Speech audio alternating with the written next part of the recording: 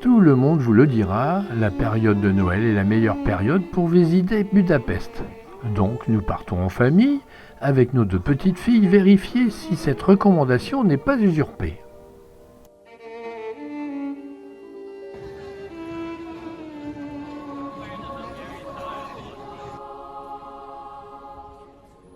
Nous commençons la visite par le plus beau marché de Noël de Budapest, au pied de la basilique Saint-Étienne où, à heure fixe, la façade s'anime dans une féerie lumineuse par des projections d'images hautes en couleurs.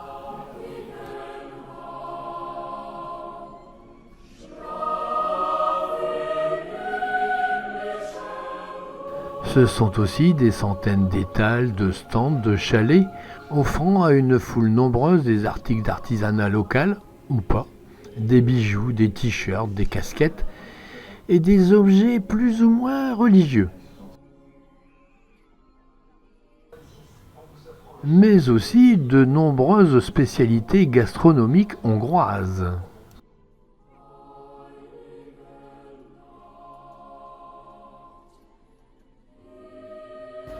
Comme ici, la fabrication du kurtus kalak, une friandise très prisée si l'on en croit la longue file d'attente devant le stand pour se faire servir.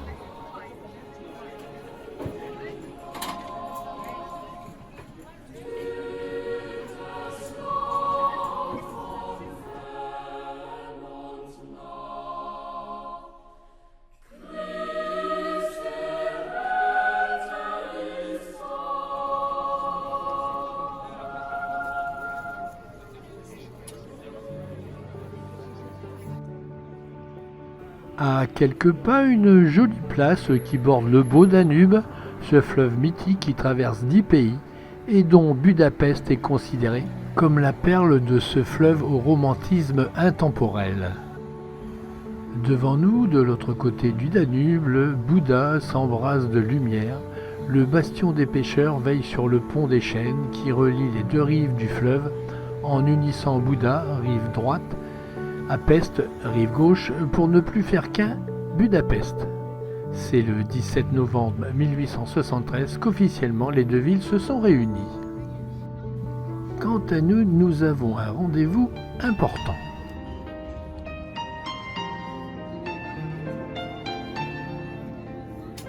C'est sur le Grof Zechenei, une luxueuse péniche, que nous allons naviguer et dîner au son des violons pour une croisière romantique de 2 heures qui nous fera découvrir dans leurs habits de lumière les nombreux monuments qui bordent le Danube.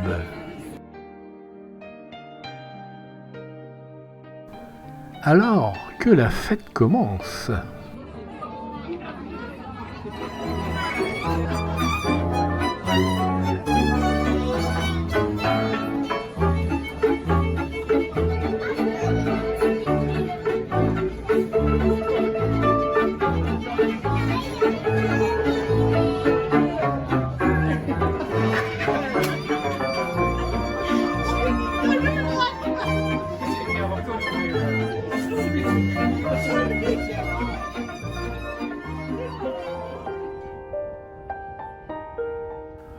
En remontant le fleuve sur la rive gauche du Danube, le Parlement, dans son habit de lumière, peut être le plus beau monument de la cité.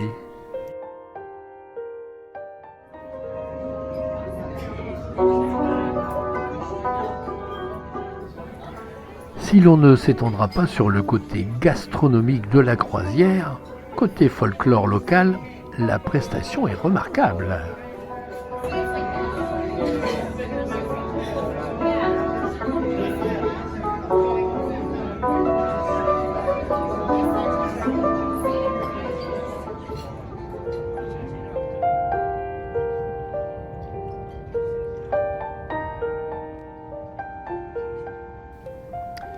Nous avons fait maintenant demi-tour et descendons le fleuve côté Bouddha, nous permettant d'admirer ses reliefs, et pendant que nous passons sous le pont des Chênes, où sont érigés bon nombre de monuments largement illuminés eux aussi.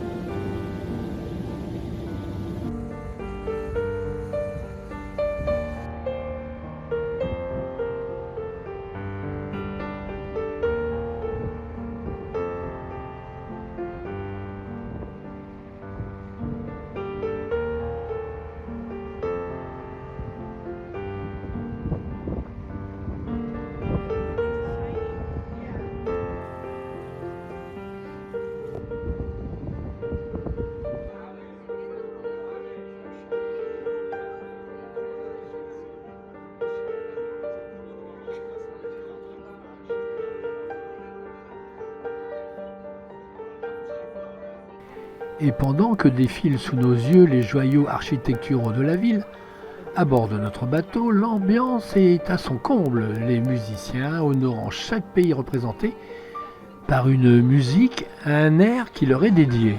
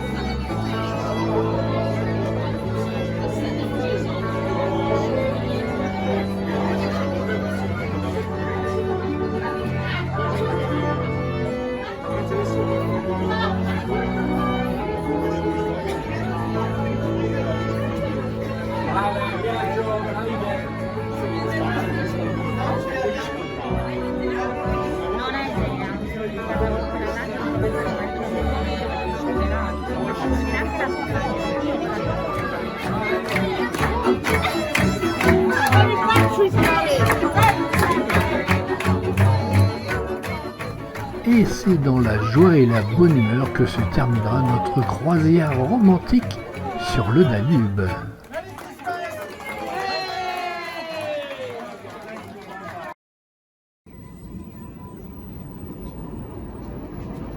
Ainsi se termine notre première journée à Budapest.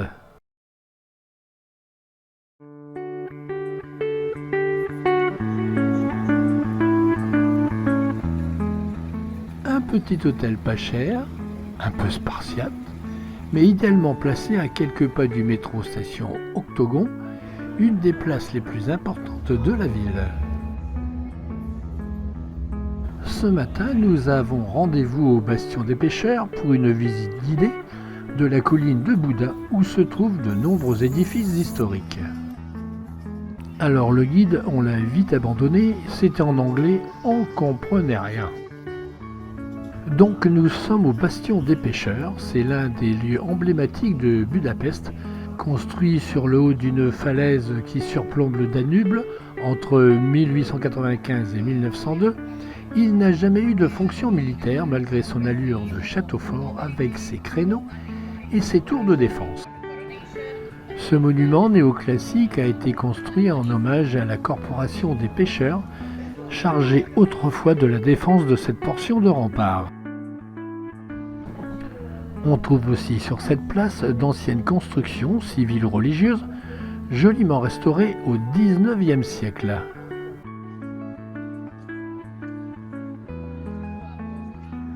L'église Mathias, une pièce maîtresse de l'endroit, aujourd'hui cernée par un marché de Noël. Comme en cette période, on en trouve un peu partout en ville. Derrière l'église se dresse la statue de Saint Étienne, premier roi de Hongrie et fondateur du royaume.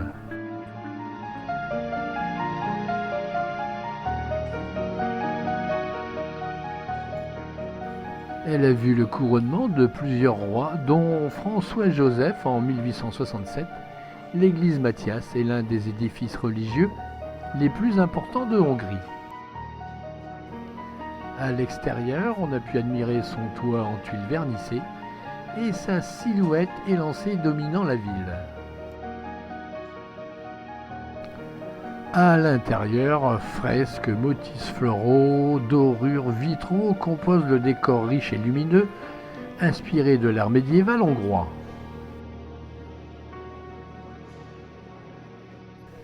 Depuis la tribune, on découvre la hauteur des voûtes, la richesse des fresques et les détails du décor, pensés pour être regardés depuis cet angle de vue.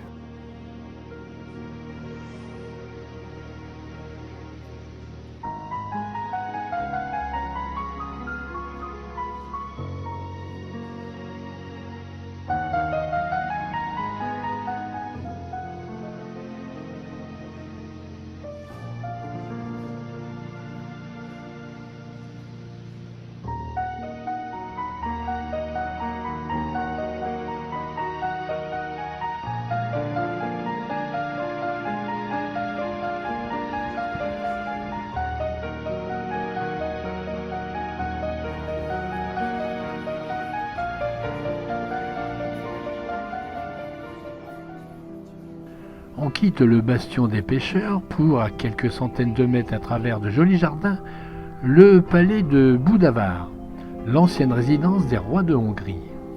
Ces façades monumentales racontent l'histoire mouvementée du pays. En se promenant sur ces terrasses, le regard se perd sur le Danube, ses ponts et les toits de la ville. Un funiculaire, au prix prohibitif, permet d'accéder au palais sans effort.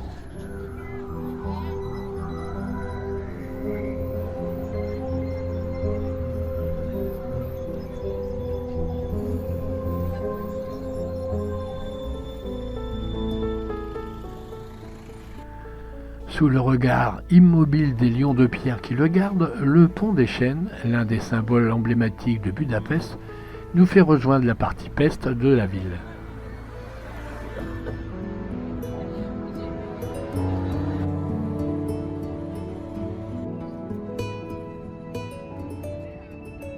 À quelques pas de là, un mémorial d'une simplicité bouleversante, juste quelques souliers abandonnés sur les quais du Danube, figés dans le métal.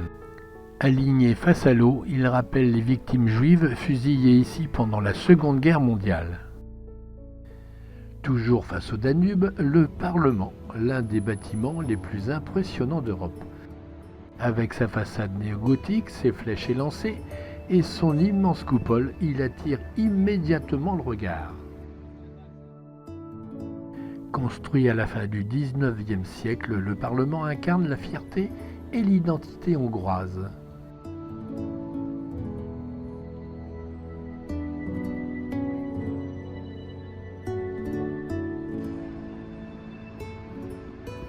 Ici, l'incontournable tram numéro 2 qui longe le Danube sur quelques kilomètres, à ne pas manquer.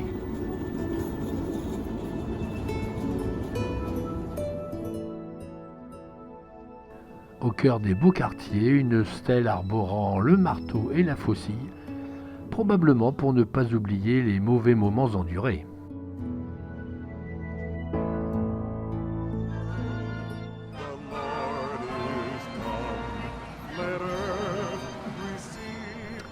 Sur l'avenue Andrassy, les Champs-Élysées hongrois, sûrement la plus belle boutique de décoration de Noël.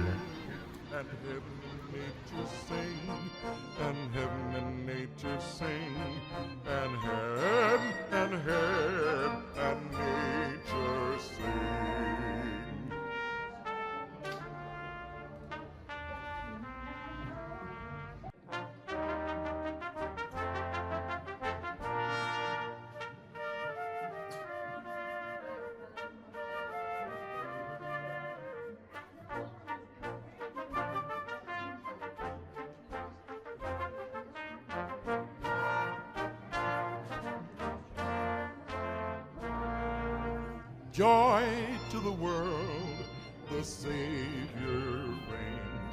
Let men their songs employ, while fields and floods, rocks, hills and plains, repeat the sounding joy, repeat the sounding.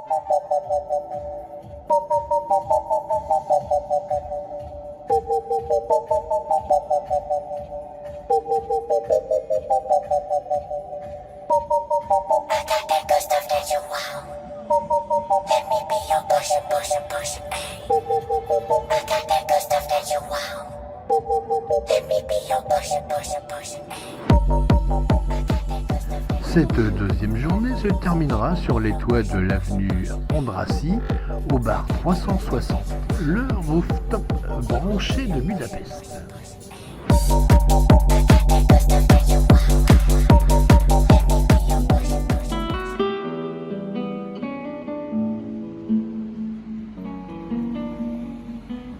Un petit quart d'heure de métro et nous voici à la place des Héros.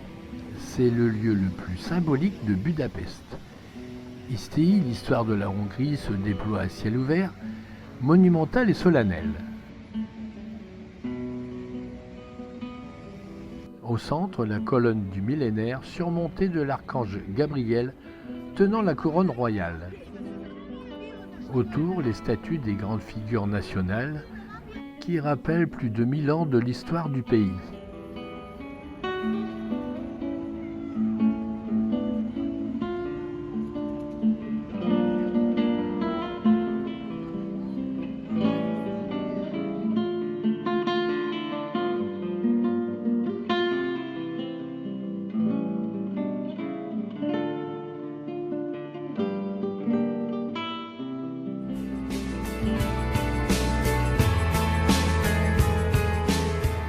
À faire absolument quand on est à Budapest, se baigner dans l'un des thermes d'eau naturellement chaude qui sont très nombreux.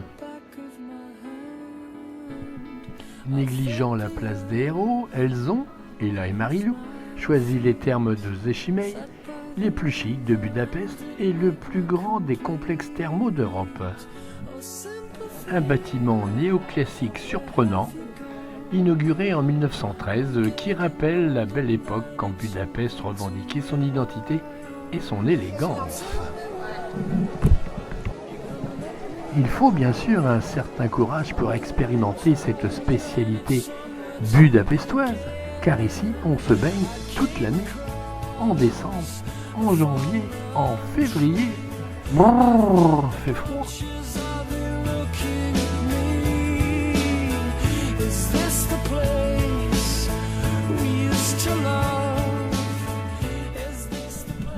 Juste à côté, une autre grande attraction, la patinoire en plein air. C'est la plus grande d'Europe. On trouve ici aussi le château de Vajda Yunan, une sorte de château hanté vu de l'extérieur, et même une fête foraine accouplée à un marché de Noël. Faut dire que nous sommes dans le quartier de Vörösliget, le poumon vert de Budapest, un peu le Central Park local.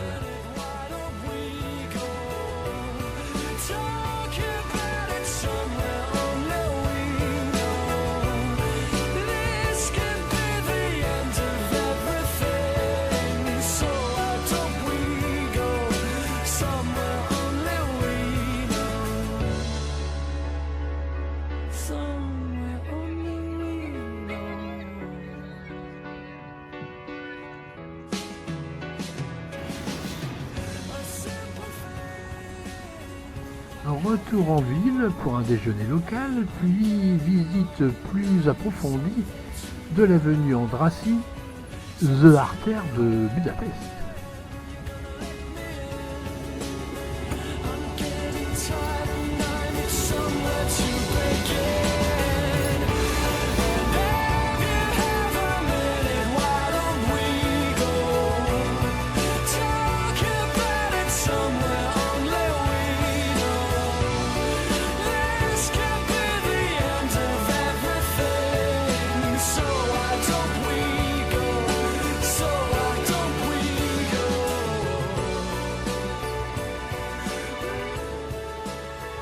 Inauguré en 1884 de style néo-renaissance, imaginé pour rivaliser avec les plus grandes scènes européennes, c'est l'Opéra de Budapest. Marbre, dorure, fresques, chaque détail témoigne du raffinement de la Hongrie à la fin du XIXe siècle.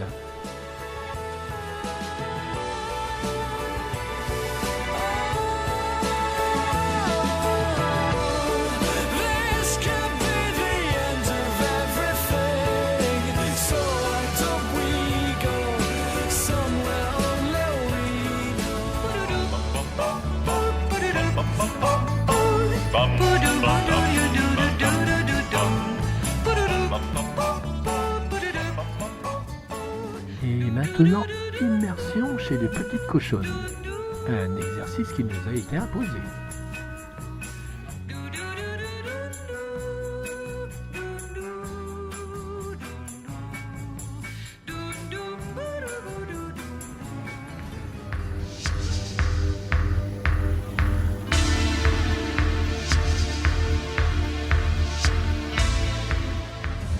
À la nuit tombée, retour dans le quartier festif de Budapest pour finir la soirée en beauté.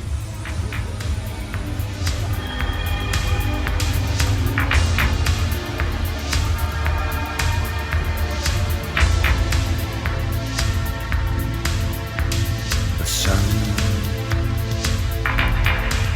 blowing the mood away,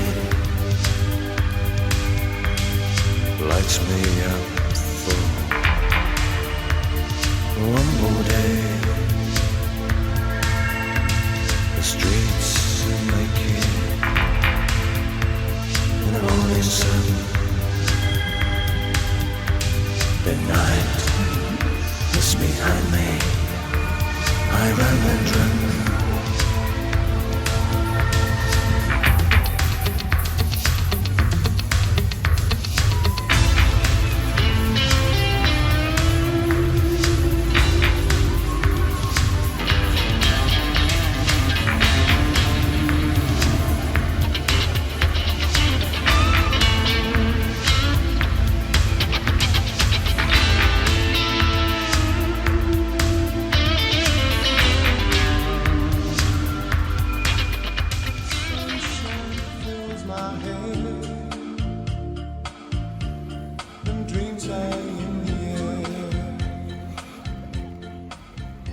Hier soir, c'était 3/4 d'heure de queue pour pouvoir entrer sur la patinoire. Ce matin, 10h, à l'ouverture, ces demoiselles ont pu rapidement exprimer tout leur talent sur la glace.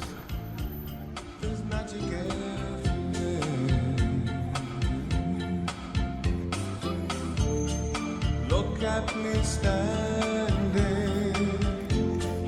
here on my own again, up straight in the sunshine.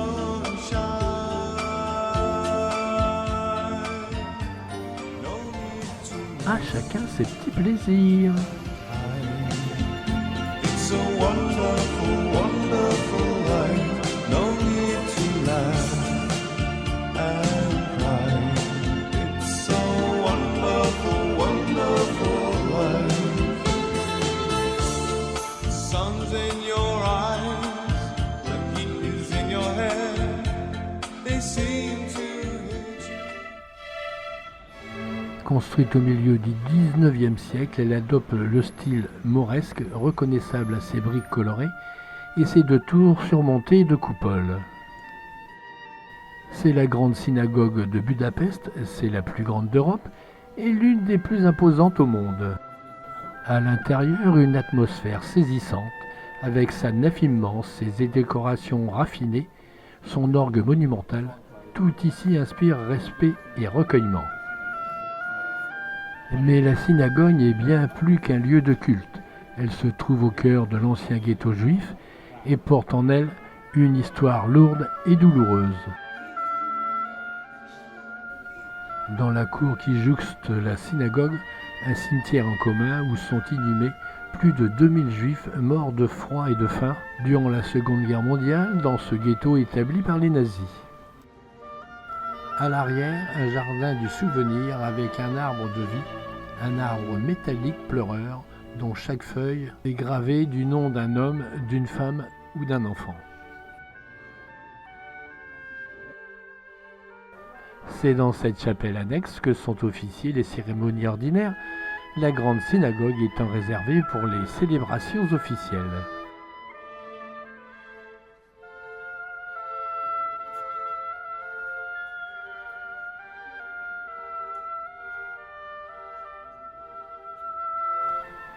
La visite se termine par un petit musée qui raconte le quotidien de la communauté juive hongroise.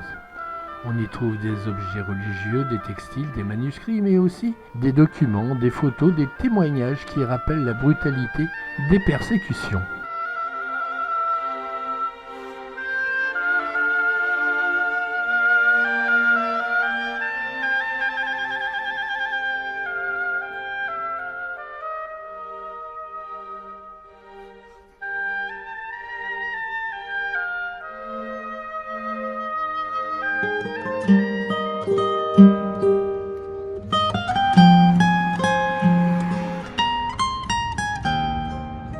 Encore un joli pont qui enjambe le Danube, le pont de la Liberté.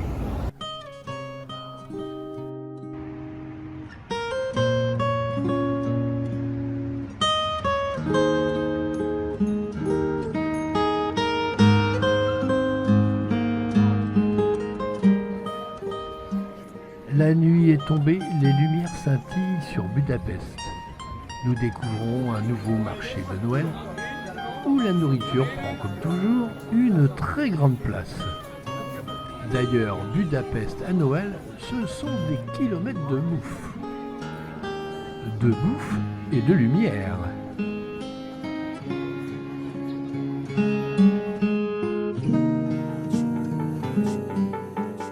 I am lost, I am vain, I will never... Fin de journée dans le quartier de Osdu-Udvar, le quartier branché de la ville, l'ancien quartier juif.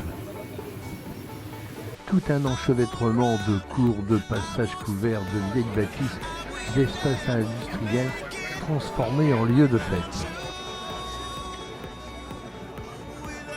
Et c'est dans cet endroit, un peu bizarre, que se termine notre escapade hongroise qui nous laissera assurément un excellent souvenir.